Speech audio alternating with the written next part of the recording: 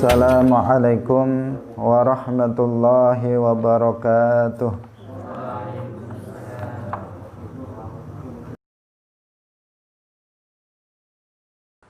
Hadirin rahimakumullah,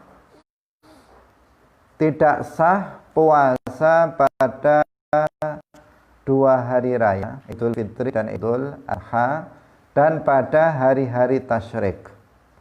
Demikian juga tidak sah berpuasa pada separuh terakhir bulan dan berpuasa pada hari Syak, kecuali apabila dia menyambungnya dengan hari sebelumnya, atau karena puasa qadha, atau puasa nazar, atau puasa wirid. Hadirin rahimakumullah, ada beberapa hari yang kita diharamkan untuk berpuasa. Jika kita berpuasa, justru puasa itu haram dan tidak sah. Nah, kita puasanya tidak sah, dan orang yang melakukannya justru berdosa, tidak mendapatkan pahala, justru dia akan berdosa. Yaitu yang pertama adalah puasa pada dua hari raya. Puasa pada hari raya Idul Fitri dan berpuasa pada hari raya Idul Adha. Hari raya Idul Fitri berarti tanggal berapa? 1 Syawal. Itu yang haram untuk berpuasa. Kalau tanggal 2, 3, 4 dan seterusnya dari Syawal itu tidak diharamkan, justru disunahkan seseorang untuk berpuasa di bulan Syawal. Jadi raya Idul Fitri itu tanggal 1 Syawal.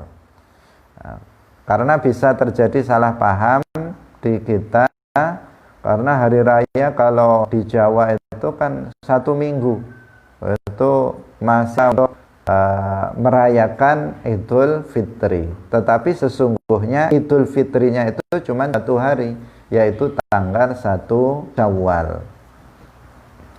Kemudian Idul Adha itu tanggal 10 Zulhijjah. Itu yang diharamkan bagi seseorang untuk berpuasa. Jika berpuasa pada hari itu, hukumnya haram dan tidak sah.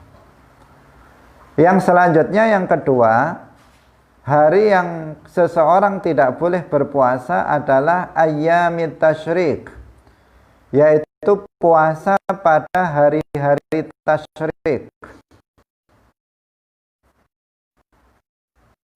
Hari-hari tasyrik itu adalah 3 hari setelah Idul Adha. Kalau Idul Adha tanggal 10 Zulhijjah, berarti tasyrik itu tanggal 11, 13 Zulhijjah. Jadi berarti berapa hari yang diharamkan puasa dengan Idul Adha-nya, yaitu 4 hari. Ini haram untuk berpuasa karena ini adalah hari-hari makan, hari-hari untuk makan banyak daging kurban. Nah, ini adalah hari penyembelihan binatang kurban. Binatang kurban bisa disembelih pada 10 Zulhijjah, 11 Zulhijjah, 13 Zulhijjah. Nah, pada hari-hari ini diharamkan bagi seorang muslim untuk berpuasa. Hadirin rahimakumullah. Kemudian diharamkan juga berpuasa pada separuh terakhir dari bulan Sya'ban. Ketika bulan Sya'ban itu sudah mencapai akhir sampai separuh, maka separuh terakhir itu tidak boleh seseorang berpuasa. Dalam hadis disebutkan, idzan tasafa Sya'banu fala tasumu. Jika sudah berlalu setengah dari bulan Sya'ban, maka jangan kalian berpuasa. Nah, janganlah kalian berpuasa jika sudah Jika sudah mencapai separuh 15 hari pertama, maka separuh berikutnya jangan seseorang berpuasa. Karena hukum berpuasa pada hari-hari itu separuh terakhir dari bulan Sya'ban itu hukumnya haram. Kecuali berarti ada seseorang dibolehkan untuk berpuasa pada separuh terakhir dari bulan Sya'ban. Kapan? Yang pertama, ayyasilahu bima qablahu, yaitu apabila seorang berpuasa pada separuh terakhir dari bulan Ramadan dengan disambung puasa pada hari sebelumnya. Pada 15 Sya'ban kita akan gunakan puasa nisfu Sya'ban. Karena dalam hadis disebutkan idza ja'at lailatun nisfi min Sya'ban, idza ja'a nisfu min Sya'ban faqumu lailaha wa sumu naharaha. Apabila datang separuh terakhir dari bulan Sya'ban, maka faqumu lailaha, maka renkanlah atau hidupkanlah malam bulan Sya'ban, sholat dengan membaca Quran, amal-amal lainnya, wasumu naharaha, dan berpuasalah pada siang harinya. Jika pada hari itu dia berpuasa, maka dia boleh berpuasa pada hari berikutnya meskipun setelah separuh dari bulan Sya'ban. Tetapi jika sebelumnya itu tidak puasa, tanggal 15 Sya'ban tidak puasa, tanggal 14 Sya'ban nggak puasa, dan seterusnya nggak puasa, kemudian tiba-tiba ketika datang melewati separuh dari bulan Sya'ban kemudian dia berpuasa sunnah, maka di sini dia kena hukum haram dan puasanya tidak sah. Hadirin rahimakumullah. Tetapi orang itu puasanya disambung seperti yang tadi kita katakan, seperti yang dilakukan oleh seorang berpuasa 3 bulan berturut-turut mulai dari bulan Rajab. Jadi dia bulan Rajab sudah di awal puasa 1 bulan, Sya'ban dia puasa, kemudian Ramadan dia puasa. Ini tidak masalah karena dia menyambungnya dengan hari sebelumnya, bahkan dengan bulan sebelumnya yaitu bulan Sya'ban. Maka di sini apa? Diperbolehkan. Yang nggak boleh itu apa? Sebelumnya nggak pernah puasa, tiba-tiba setelah lewat separuh dari Sya'ban dia berpuasa. Nah, di sini yang menjadi hukumnya haram. Hadirin rahimakumullah. Kemudian yang kedua, seseorang boleh berpuasa setelah berlalu separuh dari bulan Sya'ban apabila dia berpuasa wajib. Nah, dia berpuasa wajib. Misalnya dia berpuasa untuk mengqadha hari-hari yang dia tidak berpuasa pada bulan Ramadan tahun yang lalu. Nah, artinya dia baru ingat ketika sudah separuh dari bulan Sya'ban, dia baru ingat kalau dia punya hutang puasa. Misalnya, loh saya belum saya qadha kemarin, tahun kemarin saya sakit misalnya selama 5 hari tidak berpuasa, belum saya bayar, belum saya qadha. Nah, padahal sudah mendekati Ramadan lagi, sudah melampaui separuh dari bulan Sya'ban, maka di sini dia boleh untuk mengqadha puasanya. Tidak haram karena puasa yang dia lakukan adalah puasa wajib, yaitu puasa qadha dari puasa Ramadan. Atau misalnya seseorang puasa nazar, dia berpuasa nazar. Puasa nazar seperti yang kita ketahui hukumnya juga wajib.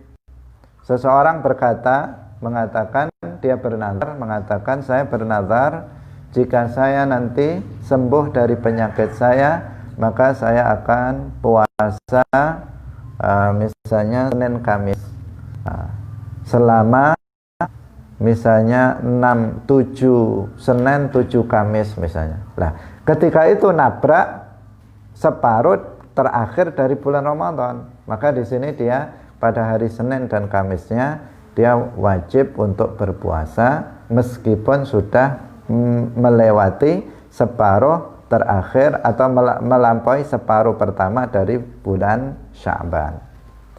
Itu nazar. Atau misalnya seseorang berpuasa wirid, nah, seperti Senin Kemis, dia sudah terbiasa melakukan puasa Senin dan Kamis. Nggak pernah dia tinggalkan puasa Senin dan Kamis karena itu sunnah, dia pun melakukannya. Nah, kemudian sampai bulan Sya'ban dia tetap berpuasa Senin dan Kamis sampai melampaui separuh pertama dari bulan Sya'ban. Ya, dia berada pada separuh terakhir dari bulan Sya'ban, dia pun tetap berpuasa Senin dan Kamis. Apa hukumnya? Hukumnya boleh, karena ini adalah puasa wirid. Wirid itu puasa yang dilakukan secara secara tetap dilakukan. Dia setiap bulan, setiap Senin memang puasa, Senin Kemis puasa. Ketika itu sudah masuk separuh terakhir bulan kan, maka pun dia tetap puasa sebagaimana biasa, karena itu sudah menjadi wirid dia. Kalau dia puasa Senin Kemis sama hidupnya nggak pernah puasa Senin Kemis, begitu masuk separuh terakhir dari bulan Sya'ban dia malah puasa Senin dan Kemis. Ini yang tidak boleh, yang seperti itu. Hadirin hadirat rahimakumullah. Ini tentang puasa separuh terakhir dari bulan Sya'ban. Yang berikutnya wa yaumi syakki, diharamkan juga berpuasa pada hari syak. Hari adalah hari Rabu. Maksudnya bagaimana? Maksudnya adalah tanggal 30 Sya'ban. Jika ada orang-orang yang tidak bisa awal Ramadan itu tetapkan berdasarkan kesaksian dia mengaku melihat hilal. Jadi bulan itu seperti yang kita sampaikan di awal bulan Ramadan itu diketahui dan diketahui dengan ru'yatul hilal, ditetapkan oleh pemerintah berdasarkan persaksian seorang laki-laki yang adil atau orang laki-laki yang adil, bukan persaksian perempuan, bukan persaksian anak-anak. Itu tidak bisa digunakan oleh pemerintah untuk menetapkan awal bulan Ramadan. Jika ada seorang laki-laki datang yang adil, laki-laki ini yang adil secara zahir, adil itu artinya dia menjalankan syariat Islam, dia sholat, dia puasa dan seterusnya, secara zahir begitu. Kemudian dia mengatakan saya telah melihat hilal, maka pemerintah berdasarkan persaksian dia bisa mengumumkan, menetapkan bahwa besok adalah awal Ramadan. Maka di sini bisa diterapkan awal Ramadan oleh pemerintah. Sekarang apabila pada malam 30 itu nggak ada seorang laki-laki yang mengatakan melihat hilal, tetapi ada seorang perempuan saya melihat hilal. Perempuan itu saya telah melihat hilal. Maka ini pemerintah nggak bisa menetapkan besok Ramadan karena saksi seorang perempuan ini. Nah, bagi perempuan itu dia wajib berpuasa besok karena dia langsung melihat hilal. Kalau dia lihat hilal, maka dia wajib berpuasa. Tapi pemerintah tidak bisa menetapkan besok Ramadan berdasarkan persaksian perempuan itu. Maka besok berarti masih tanggal 30 Sya'ban. Tetapi ini disebut Yaumus Syak. Disebut apa? Yaumus Syak, hari ragu-ragu. Kenapa? Karena di satu sisi ada seseorang yang mengaku melihat hilal, tetapi dia bukan orang yang bisa diambil persaksiannya, yaitu seorang seorang perempuan. Dia mengaku melihat hilal, tetapi nggak bisa ditetapkan besok Ramadan. Karena itu hari itu yaum syak itu disebut apa? Tanggal 30 itu disebut syak. Pada hari itu seseorang berpuasa. Kecuali tadi itu perempuan yang dia langsung melihat hilal itu dia wajib puasa, tetapi yang lain itu tidak wajib, bahkan haram untuk berpuasa karena hari itu disebut sebagai yaum syak. Nah, bisa dipahami ya itu ya. Hadirin hadirat rahimakumullah. Dalam hadis disebutkan shamal yaumal ladzi yashukku fihi an-nas fa'asa Abul Qasim sallallahu alaihi wasallam. Barang siapa yang berpuasa pada hari syak yang diragukan apakah tanggal 30 itu adalah apakah itu tanggal 30 Sya'ban atau tanggal 1 Ramadan. Jadi ragu-ragu ini sebenarnya tanggal 30 Sya'ban atau tanggal 1 Syawal. Tanggal 30 Sya'ban diragukan itu karena yang tadi datang untuk bersaksi telah melihat hilal adalah perempuan atau anak-anak. Maka di sini diragukan ini tanggal 30 atau 1. Tetapi pemerintah menetapkan hari ini tanggal 30 karena yang bersaksi bukan orang yang bisa diterima persaksiannya, yaitu bukan laki-laki yang adil. Hadirin hadirat pemirsa Madu TV yang dirahmati oleh Allah Subhanahu wa ta'ala. Jadi puasa itu ada kalanya diharamkan, ada kalanya diwajibkan, ada kalanya disunnahkan. Puasa-puasa yang wajib yaitu puasa Ramadan, puasa nazar itu hukumnya wajib, atau puasa kafarah karena seseorang misalnya melakukan kemaksiatan tertentu yang mewajibkan dia untuk membayar kafarah berupa puasa. Ini wajib puasa Ramadan yang asal, yang wajib itu puasa Ramadan. Kemudian apa? Kemudian puasa tadi itu nazar, kemudian puasa kafarah. Ini puasa yang hukumnya wajib. Kemudian ada puasa yang hukumnya itu sunnah, seperti yang kita ketahui, seperti puasa 6 hari di bulan Syawal setelah hari raya, atau misalnya puasa pada hari Senin dan Kamis, puasa pada hari Asyura, puasa pada hari Tasu'a misalnya, puasa pada bulan Rajab, puasa pada bulan Muharram, puasa setiap bulan pada tanggal yang disebut dengan Ayyamul Bid, yaitu hari-hari terang, hari-hari putih, karena ketika itu bulan bersinar terang, tanggal 13, 14, dan 15 setiap bulan. Itu adalah puasa-puasa yang disunnahkan.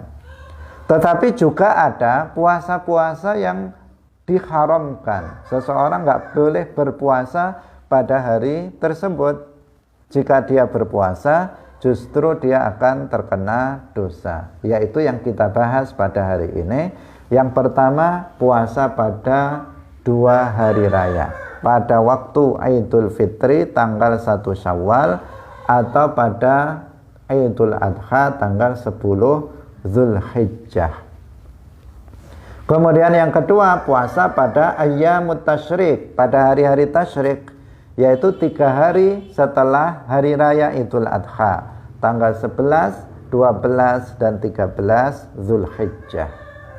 Kemudian yang ketiga adalah puasa pada separuh terakhir dari bulan Sya'ban, kecuali apabila disambung dengan puasa sebelumnya, atau puasa wirid, atau puasa nazar.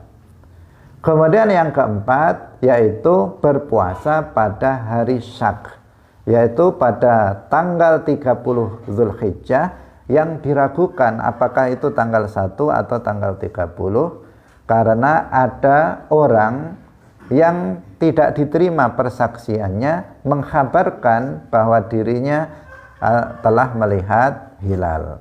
Nah, ini adalah beberapa hari yang kita diharamkan untuk berpuasa.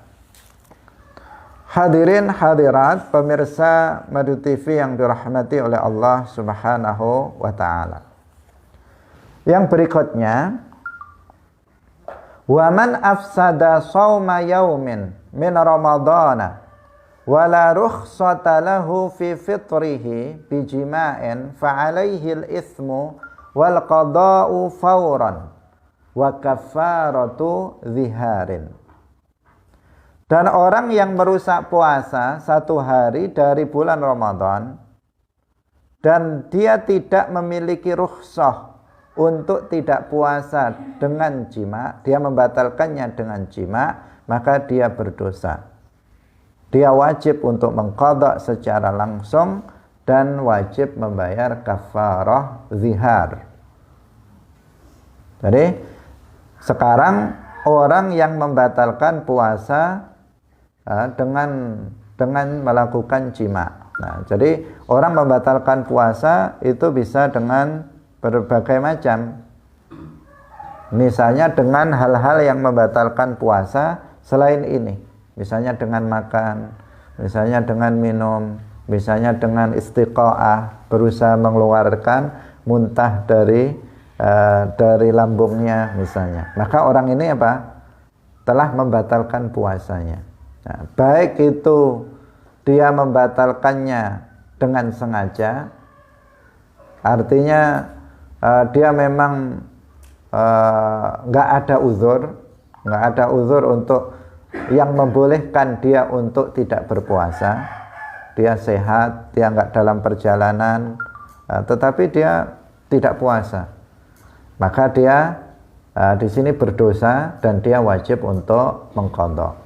Atau seseorang dalam perjalanan jauh misalnya, kemudian dia membatalkan puasanya dengan makan.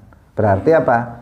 Dia tidak berdosa karena dia dalam safar, tetapi dia juga wajib untuk mengqadha puasa yang ditinggalkannya tersebut. Nah, sekarang jika ada seseorang itu membatalkan puasanya dengan melakukan jima, hubungan suami istri, maka konsekuensinya apa? Apa yang ditanggung oleh dia? Yang pertama, dia berdosa besar.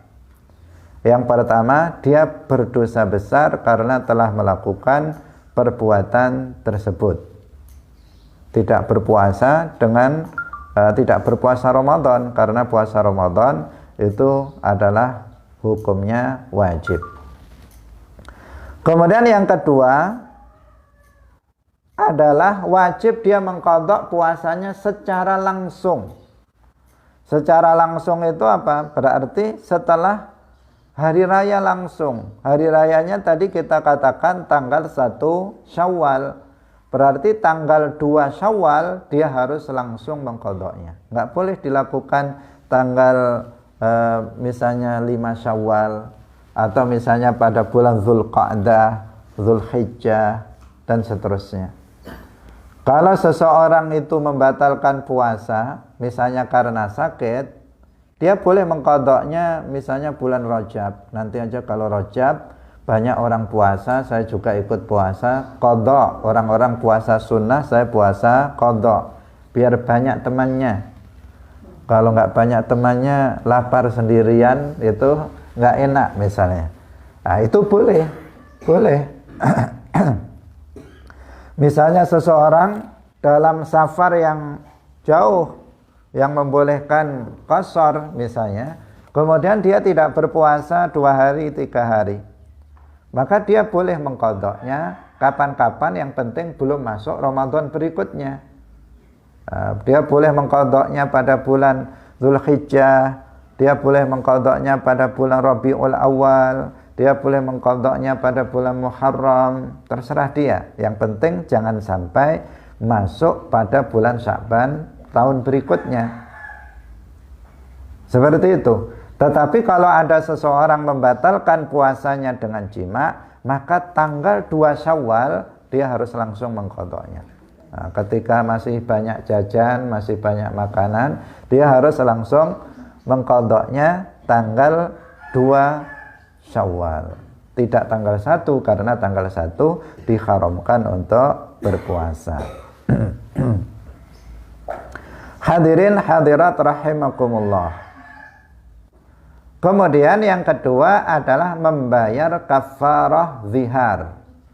Ini namanya kafarah zihar, yaitu kafarah yang dibebankan kepada orang yang melakukan zihar. Nah, orang yang melakukan zihar itu orang yang mengatakan kepada istrinya, misalnya seseorang mengatakan kepada istrinya, anti alayya ka dhahri ummi. Dia mengatakan kamu punggungmu seperti punggung ibuku, atau seperti punggung saudariku, dan seterusnya.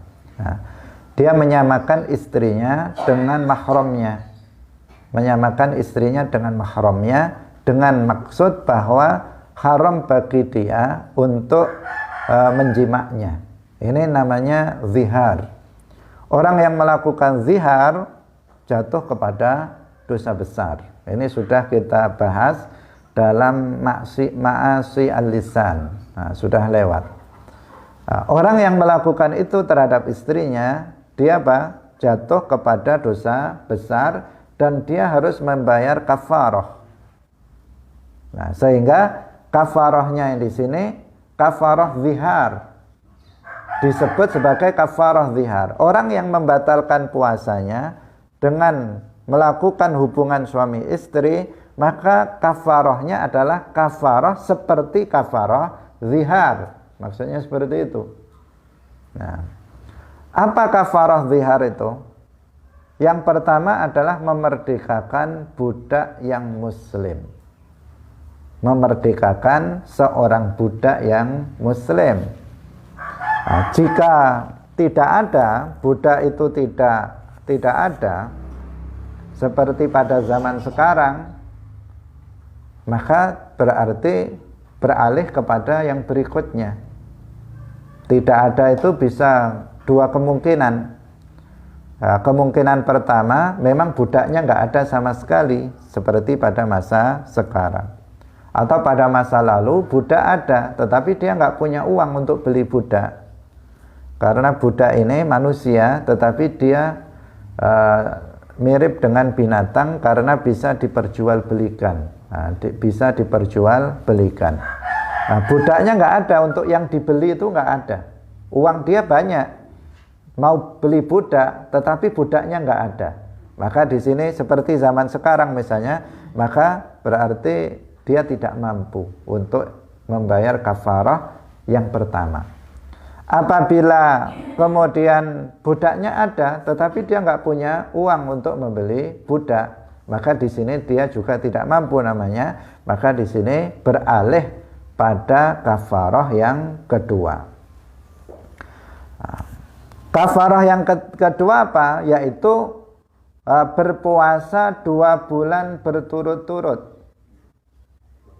Puasa 2 bulan berturut-turut. Bulan yang dimaksud tentu bulan Hijriyah.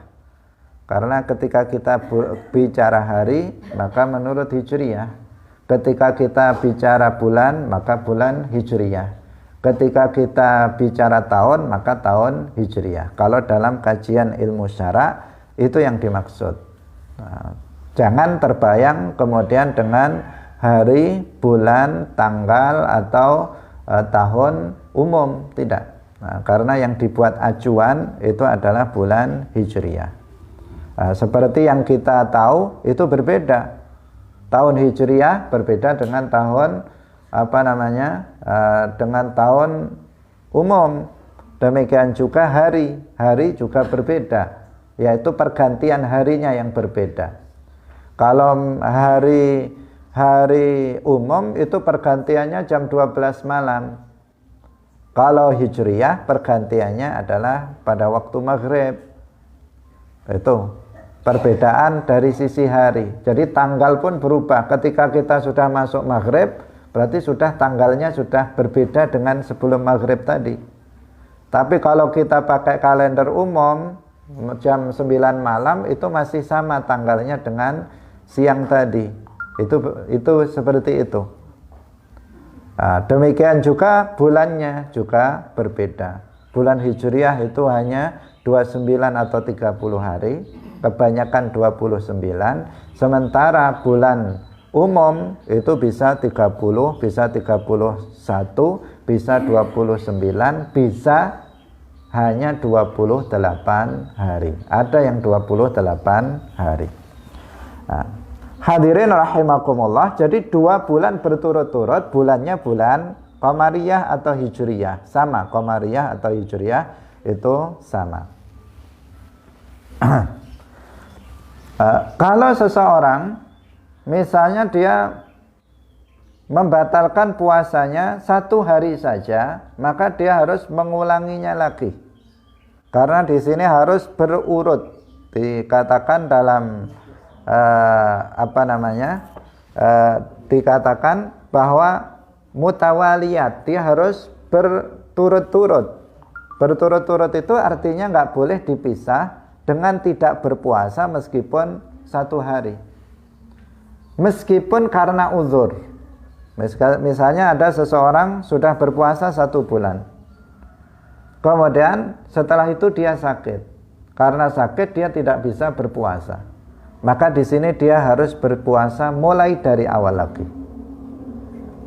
Atau misalnya lebih berat dari itu, dia sudah berpuasa selama misalnya 55 hari. 55 hari. Berarti masih kurang sedikit. Masih kurang beberapa hari lagi selesai puasanya. Tetapi ketika itu tiba-tiba dia sakit, sehingga dia tidak bisa berpuasa 1 hari itu.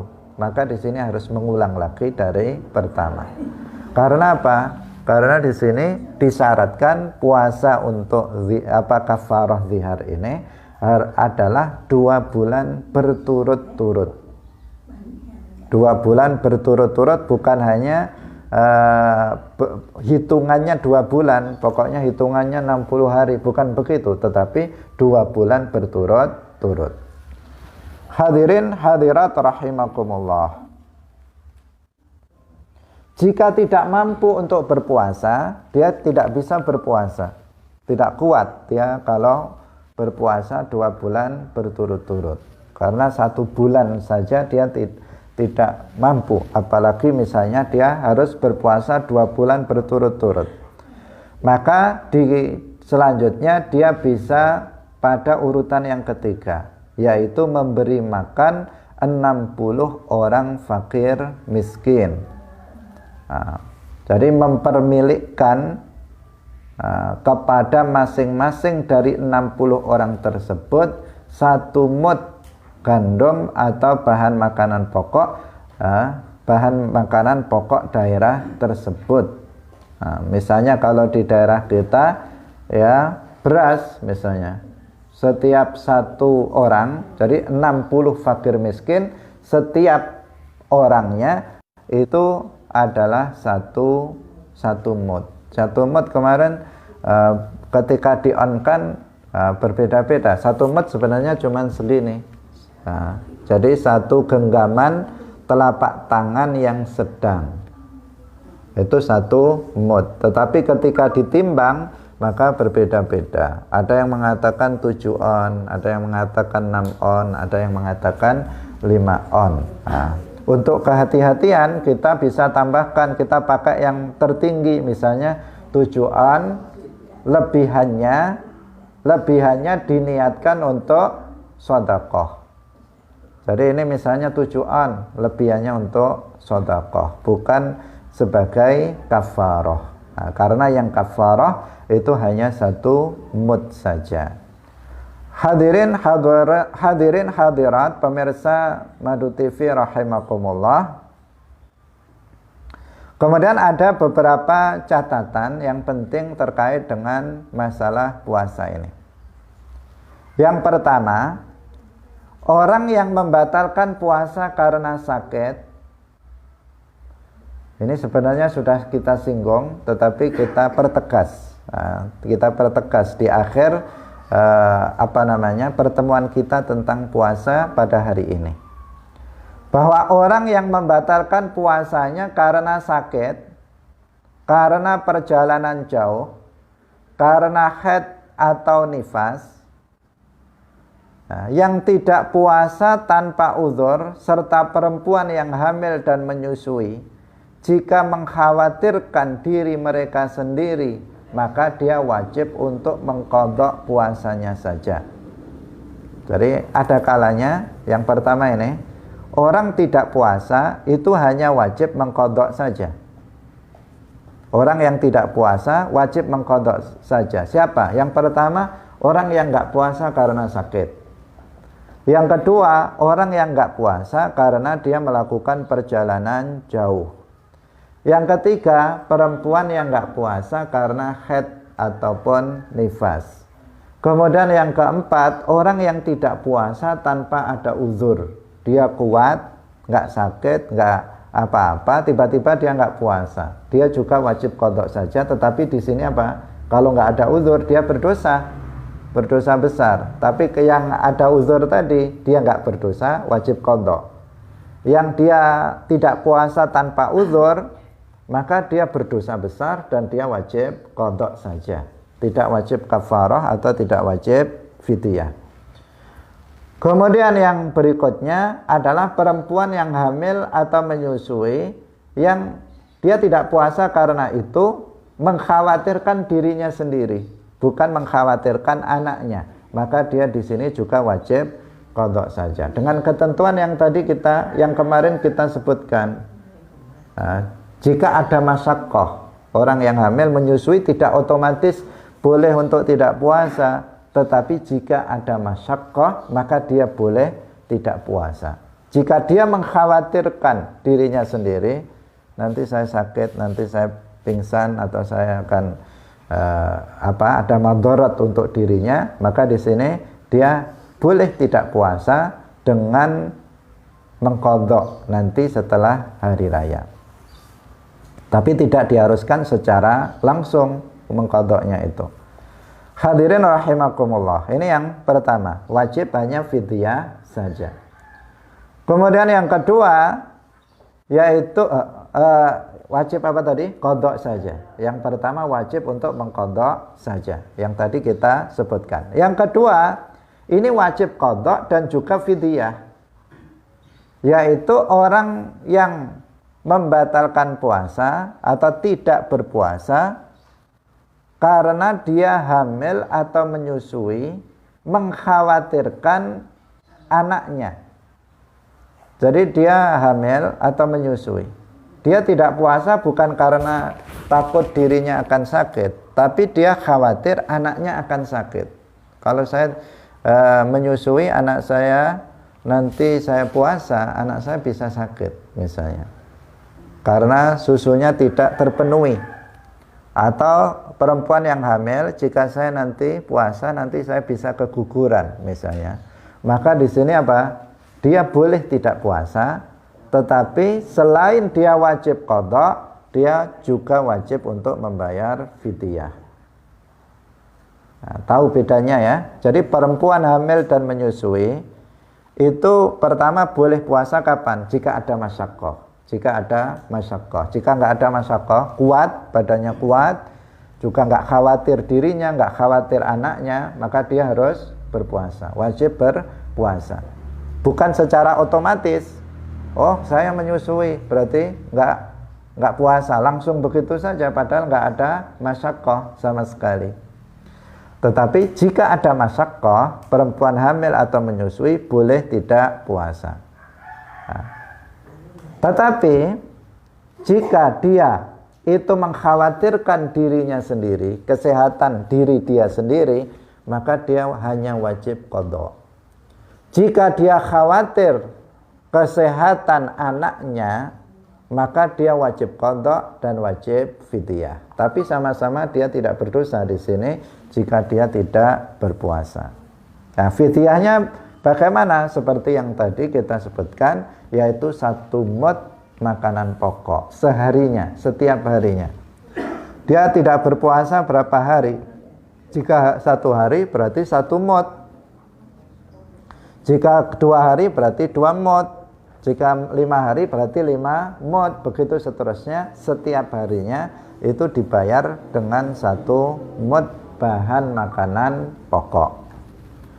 Hadirin hadirat pemirsa yang dirahmati oleh Allah, satu permasalahan lagi, yaitu orang yang dia tidak berpuasa, dia hanya wajib fidyah saja, tidak wajib mengqadha. Nah, dia tidak wajib mengqadha, tetapi dia hanya wajib untuk fidyah saja. Siapa mereka? Yang pertama adalah orang yang tua renta. Nah, tua renta itu bagaimana? Yang sudah sangat tua, yang dia memang sudah nggak mampu lagi berpuasa. Dia sudah tidak mampu lagi berpuasa karena saking faktornya adalah faktor usia. Nah, dia seperti itu, nggak puasa itu bukan faktor kesehatan, tetapi faktor usia. Usianya sudah sangat renta, yang tidak mampu lagi dia berpuasa. Semakin hari semakin lemah, badannya semakin lemah, semakin lemah, semakin lemah, begitu seterusnya. Orang tua renta seperti ini, dia boleh tidak puasa dan dia wajib membayar fidyah saja. Bagaimana caranya? Caranya adalah dengan dia membayarnya setiap hari, bukan dikumpulkan di depan atau dikumpulkan di belakang. Jadi setiap hari, misalnya hari ini dia tidak berpuasa, nanti sore menjelang maghrib dia bayar fidyah. Besok dia nggak puasa lagi, nanti menjelang maghrib dia bayar, setelah asar sebelum maghrib dia bayar fidyah. Besok begitu juga seterusnya sampai 1 bulan. Ini untuk orang yang tua renta. Nah, yang sudah tua renta, bukan sekedar tua, tapi ada rentanya. Berarti sudah sangat tua, ya nggak mungkin dia untuk bisa berpuasa karena badannya bukan tambah kuat, tetapi tambah lemah. Mau minum jamu, mau minum pil, mau disuntik, ya tetap begitu karena sudah faktornya usia. Kalau sudah usia ini udah nggak bisa diobati ini. Lemahnya itu nggak bisa diobati.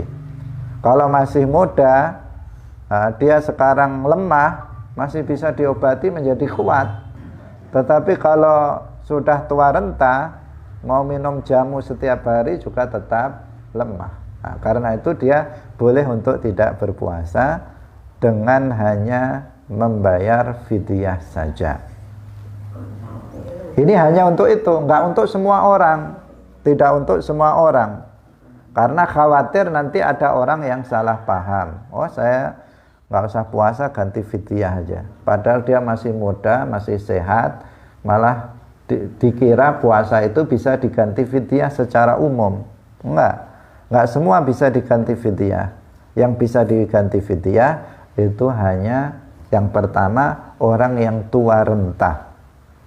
Yang tidak lagi mampu untuk berpuasa karena faktor usia itu. Kalau anak muda, maka dia wajib untuk berpuasa. Nah, kalau dia lemah tidak mampu puasa, maka dia boleh tidak berpuasa karena sakit, lemah badannya, boleh tidak berpuasa, tapi nanti qadha. Dia apa? Qadha. Karena apa? Dia masih dimungkinkan untuk kemudian menjadi sehat dan dia bisa mampu untuk berpuasa. Hadirin hadirat rahimakumullah. Kemudian yang berikutnya, yang membayar fidyah saja adalah orang yang sakit tidak ada harapan sembuh. Jadi sakit itu ada yang ada harapan sembuh, ada yang tidak ada harapan sembuh. Meskipun hidup dan mati itu ciptaan Allah, ada orang yang dikatakan tidak ada harapan sembuh, tetapi sembuh, ada. Ada orang yang harapannya sembuh, ternyata tidak sembuh, itu juga ada. Oh, ini santai, ini penyakitnya ringan, ternyata besok nggak bangun lagi. Misalnya, ternyata dia jangankan yang sakit, yang sehat saja kemudian tiba-tiba mati, itu jumlahnya banyak. Nah, jumlahnya banyak. Apalagi yang sakit juga dimungkinkan, sangat dimungkinkan untuk itu. Nah, di sini makanya harapannya apa? Apa bahasanya apa? Tidak ada harapan sembuh. Harapan. Kalau secara zahir dokter itu sudah angkat tangan, Dia mengatakan ya bukan berarti angkat tangan begini. Tetapi apa? Dokter sudah kita nggak bisa menangani penyakit seperti ini. Ini sudah tinggal menunggu waktu saja untuk mati. Untuk mati. Nah, dia dokter yang thiqah, yang terpercaya sudah mengatakan seperti itu, menetapkan ini udah sabar, ditunggu saja, dituntun saja untuk membaca kalimatut thayyibah biar husnul khatimah misalnya. Udah yang penting ditunggu dengan sabar sampai meninggal dunia. Ada orang yang berpenyakit seperti itu, penyakit yang memang nggak ada obatnya misalnya, penyakit yang memang sudah sangat parah, yang tidak ada harapan sembuh. Nah, ini di bulan Ramadan, bagaimana ini? Yaitu dia boleh tidak puasa hanya dengan membayar fidyah saja. Setiap hari ini dibayar, sore dibayar fidyah. Nanti besok masih sakit lagi dibayar fidyah. Karena memang nggak ada harapan sembuh. Nah, kenapa tidak dikumpulkan? Bisa jadi matinya setelah 2 hari, bisa jadi matinya setelah setengah bulan. Nah, kan nggak bisa ditentukan. Nanti dibayar semuanya, ternyata masih sehari sudah mati. Karena di sini sudah nggak ada harapan untuk kesembuhan dia. Nah, bisa dibayar dengan fidyah saja. Hadirin hadirat rahimakumullah. Jadi ada kalanya orang nggak berpuasa itu hanya wajib qadha saja. Ada kalanya dia wajib untuk qadha dan fidyah. Ada kalanya dia wajib untuk membayar fidyah saja. Yang terakhir yang tadi kita bahas, dia wajib untuk qadha dan kafarah. Dia wajib untuk qadha dan kafarah dan berdosa besar, yaitu orang yang membatalkan puasanya dengan melakukan hubungan suami istri.